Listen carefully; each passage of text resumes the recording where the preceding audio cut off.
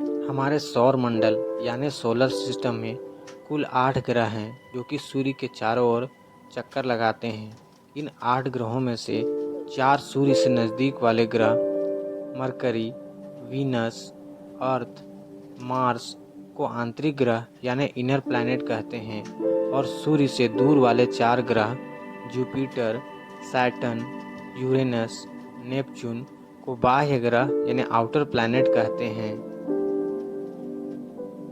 आज हम इस वीडियो में बाह्य ग्रह यानी आउटर प्लैनेट में शामिल 4 ग्रहों के बारे में बात करेंगे, जिन्हें गैस दानव भी कहा जाता है क्योंकि इनमें ज़्यादातर गैस मौजूद हैं।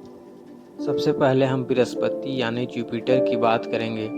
जुपिटर सूर्य से दूरी के हिसाब से 5वां और हमारे सौरमंडल का सबसे बड़ा ग्रह है। ये कितना बड़ा है इसका अंदाज़ा आप इस बात से लगा सकते हैं कि हमारे पृथ्वी जैसे 1300 पृथ्वी इसके अंदर समा सकती है। दोस्तों, यह ग्रह अनेक संस्कृतियों की पौराणिक कथाओं और धार्मिक विश्वासों के साथ जुड़ा हुआ है। इस ग्रह की खोज 7वीं और 8वीं शताब्दी के बेबीलोनियन लोगों ने की थी। रोमन सभ्यता ने अपने देवता के नाम पर इसका नाम जुपिटर रखा था। दोस्तों, जुपिटर ग्रह पर दिन 9 घंटा 55 मिनट का होता है, जो पृथ्वी के दिन के मुकाबले काफ़ी कम है। यानी जुपिटर अपनी धुरी में काफ़ी तेजी से घूमता है। बृहस्पति ग्रह सूर्य, चंद्रमा और शुक्र की तरह चमकता है और यह सौरमंडल का चौथा सबसे अधिक चमकने वाला ग्रह है। दोस्तों, इस ग्रह पर बहुत अधिक ठंड होता है।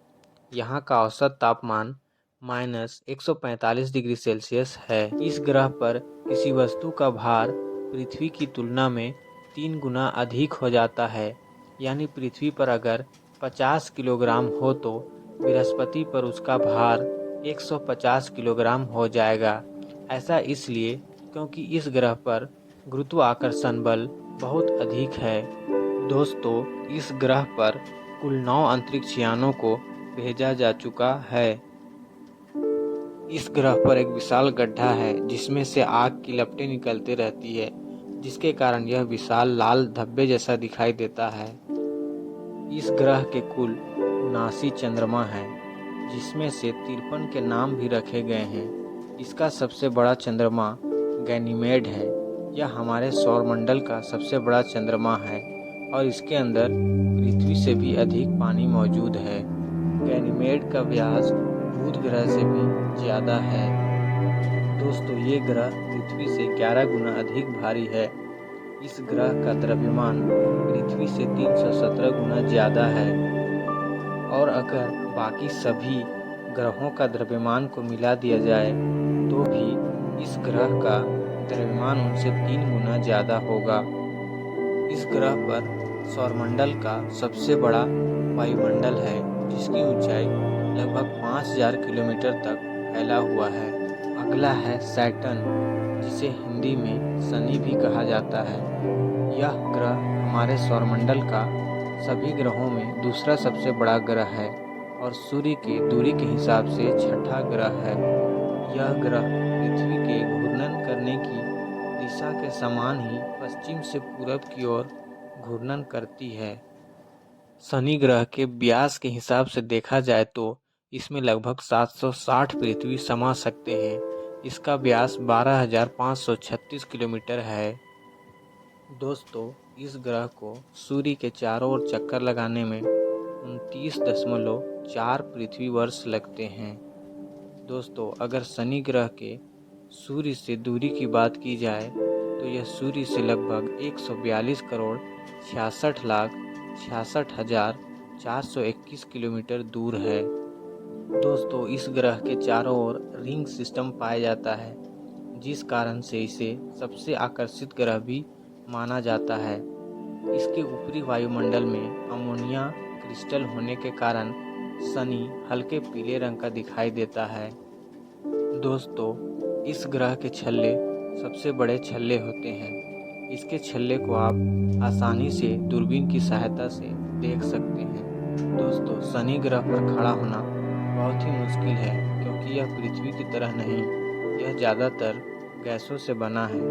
इस ग्रह के पास लगभग 62 चंद्रमा हैं। इस ग्रह पर बहुत ज़्यादा हवाएं और तेज तूफान चलती है।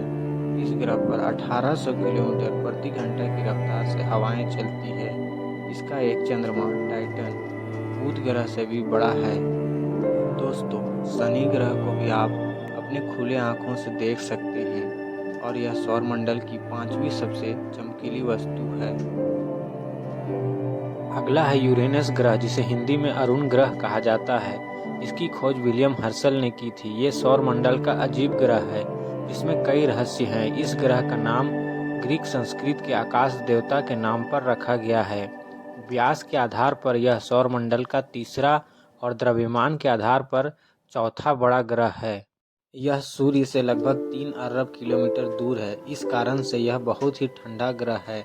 वैज्ञानिकों के अनुसार यहाँ का कम से कम तापमान -224 डिग्री सेल्सियस होता है और यहाँ का एवरेज तापमान -197 डिग्री सेल्सियस होता है। यूरेनस ग्रह सूर्य से बहुत अधिक दूरी पर स्थित है, इसलिए यहाँ सूर्य की रोशनी को पहुँचने में 2 घंटा 40 मिनट तक का समय लगता है, जबकि पृथ्वी पर सूर्य का रोशनी 8 मिनट 20 सेकंड में पहुँचता है। अरुण ग्रह को अपने अक्ष पर एक चक्कर लगाने में 17 घंटे का समय लगता है, यानी अरुण में एक दिन 17 घंटे का होता है, जबकि यहाँ एक साल पृथ्वी के 84 साल के बराबर होता है।